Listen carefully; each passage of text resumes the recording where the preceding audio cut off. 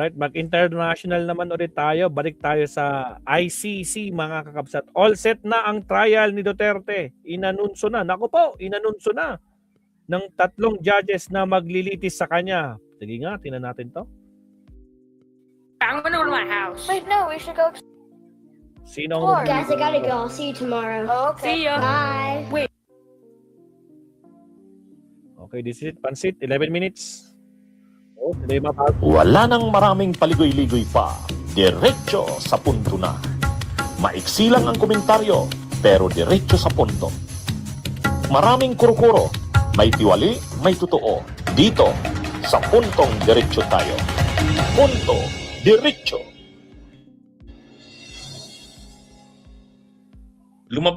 Pinangalanan na o binuuna ng ICC yung mga judges na maglilitis kay Duterte. Ang tawag diyan trial chamber. Ang mga bubuo ng trial chamber, ang mga judges, 3 yan mga kabunyog, panel ng judges yan. Ang mga ito ay itong nakikita nyo. Ayan International Criminal Court Judges Trial Chamber 3. Judge Joanna Sino ba ito? Corner. Sandali tingnan ko lang. United Kingdom. Judge, medyo kasi mga kabunyog. Judge Joanna Corner. Si Judge Joanna Corner ay British. Galing ng United Kingdom. Si Judge Kibong Pike, South Korean.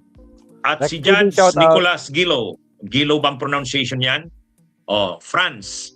Kaya 3 judges yan, iba-ibang nationalities. Isang British, isang South Korean, at isang French. Yun. Kaya, ano na yan mga kabunyog, kabubuo pa lang yan ngayon, mainit na balita pa lang yan. Yan na po ang trial chamber. Yung kasing mga nakita natin noong nakaraang mga araw, ang tawag doon, pre-trial chamber. Yung pre-trial chamber, ano yon? Ang bumubuo noon, ang presiding judge noon, si Julia Mutok, di ba? Romanian. Tapos ang mga members noong pre-trial chamber, si Siliera, Mexican ba yon? Sino ba yung mga members ng Siliera at saka medyo mahina na yung pero ang presiding judge doon sa pre-trial chamber, yung Romanian, si Julia Mutok. Si Julia Mutok. Sino pa ba yon? Sino pa ba yung 3 yun di ba? Yung pre-trial chamber, si Julia Mutok, Romanian, Siliera, saka yung isa. Sino pa yung isa? Anyway, mga kabunyog, ang ICC, may tinatawag silang pre-trial chamber, may tinatawag silang trial chamber, at may appeals chamber. Yun. Ano yan tatlong layers. Una, pre-trial chamber. Pagkatapos sa pre-trial chamber, trial chamber mismo at appeals chamber. Yun. Yung trial chamber ay pre-trial chamber. Yan yung nagdi-decide, una, kung may jurisdiction ba talaga. Pangalawa, kung mayroon ba talagang sufficient evidence para mag-proceed ang trial. Parang probable cause kung dito sa atin. Tapos yung mga question ng jurisdiction, sila din ang nagre-resolve niyan. Confirmation ng charges, sila ang nagre-resolve niyan. Yan yung pre-trial chamber.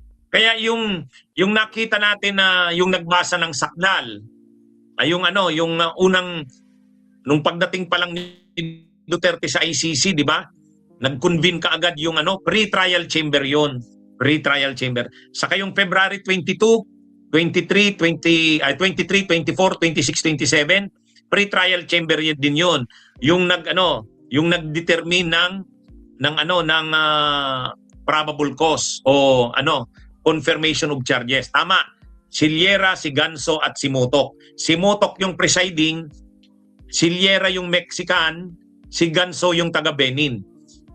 Ngayon, kinonfirm na nung pre-trial chamber yung charges kaya magpuproceed na sa trial. So another na naman na layer yon. Another na layer. Ito na naman, trial chamber na. Sa totoo lang mga kabunyog, ang tindi ng due process ng ICC. Bakit matindi ang due process ng ICC? Matindi ang due process. Tingnan nyo, ang prosecutor iba. Ang pre-trial chamber iba. Ang trial chamber iba na naman.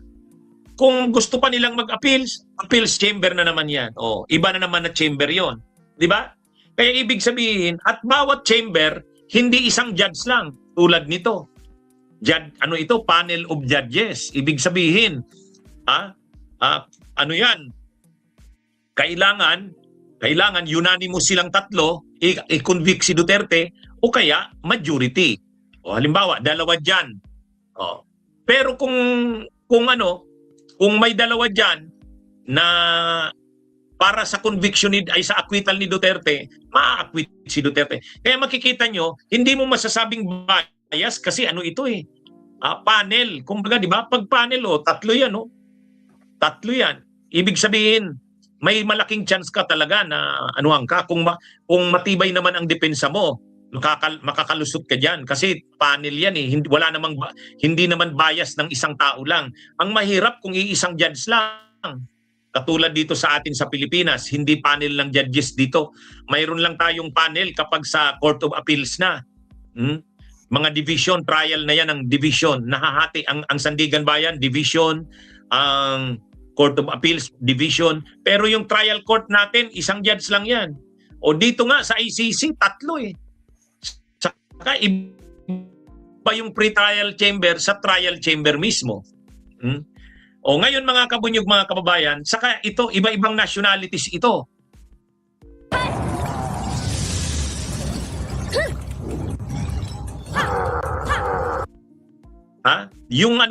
Yung prosecutor laban kay Duterte, si Karim Khan, British yun. Pero yung deputy ni Karim Khan, ewan ko kung anong bansa si si Niyang, Magnay Niyang, di ba? Ano yun? Sa Africa yun. Tapos ito namang pre-trial chamber, Romanian, Benin at saka Mexican. Ito naman ngayon na trial chamber, British, South Korean at French. Kaya makikita mo talaga yung pagiging International Criminal Court. Di ba? So ngayon ang tanong, kailan na ba ang trial kay Duterte? Ang trial ay mga December. Bakit ang tagal?